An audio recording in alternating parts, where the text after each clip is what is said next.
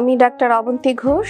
আমি গাইনি ও প্রস্তুতি এবং বন্ধ্যাত্ব রোগ বিশেষজ্ঞ। তো আপনারা অনেকে জানতে চান যে আমার যদি দুই সাইডে টিউবে ব্লক থাকে তাহলে কি আমি কখনো মা হতে পারবো কিনা। তো দুই সাইডে টিউবে ব্লক থাকলে কখনো মা হতে পারবেন না, বিষয়টা তেমন না। আসলে টিউবে ব্লকটা তেমন কোনো সিমটম তৈরি করে না যে আপনারা বুঝতে পারবেন নিজে থেকে যে আপনাদের ব্লক আছে। এটা কিভাবে জানতে হবে? আপনারা যদি হিস্টেরোস্যালপিঙ্গোগ্রাম অথবা স্যালাইন ইনফিউশন সোনোগ্রাফি করেন সেক্ষেত্রে আপনারা এটা জানতে পারবেন। হিস্টেরোস্যালপিঙ্গোগ্রাম কিভাবে করা হয়? আমরা সাধারণত একটা টিউবে একটা ডাই দিই, জরায়ুর রাস্তা দিয়ে ডাই দিয়ে আমরা টিউবের একটা এক্সরে নিই। এক্সরে নিয়ে আমরা দেখি যে দুইটা টিউব দিয়ে ডাইটা পাস করেছে কিনা। যদি দুইটা টিউব দিয়ে ডাইটা পাস করে তাহলে আমরা বলি যে টিউবটা খোলা আছে, আর যদি ডাইটা পাস না করে তাহলে আমরা বলি দুই সাইডে আপনার টিউব বন্ধ আছে। অথবা আপনি স্যালাইন ইনফিউশন সোনোগ্রাফি করতে পারেন, যেখানে জরার ভিতরে আমরা পানি দিয়ে ওই টিউব দিয়ে পানিটা পাস করে কিনা আমরা এটা লক্ষ্য করি। তো এইভাবে আমরা টিউবে ব্লক আছে কিনা এটা বুঝতে পারি। যে টিউবে ব্লক থাকলে যে আপনি মা হতে পারবেন না, বিষয়টা সেমন না। কারণ হচ্ছে হিস্টেরোস্যালপিঙ্গোগ্রাফে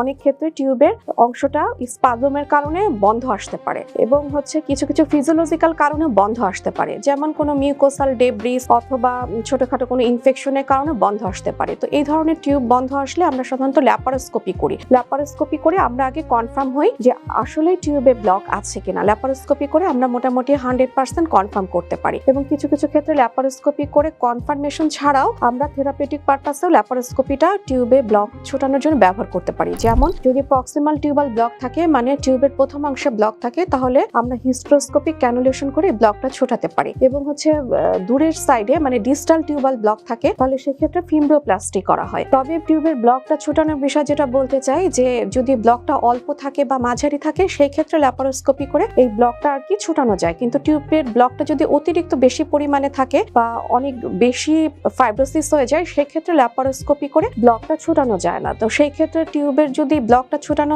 না যায় সেক্ষেত্রে আমরা সাধারণত আইভিএফ বা টেস্ট টিউব বাচ্চা অ্যাডভাইস দিয়ে থাকি। তো আলোক হেলথ কেয়ার অ্যান্ড হাসপাতাল সুনামের সাথে দীর্ঘ 30 বছর যাবত এই অঞ্চলে কাজ করে যাচ্ছে। তাই পরিশেষে বলবো, আলোকের সেবা নিন, সুস্থ থাকুন, মনে রাখবেন সুস্থ জীবন সুন্দর পৃথিবী। সুস্থ জীবন সুন্দর পৃথিবী।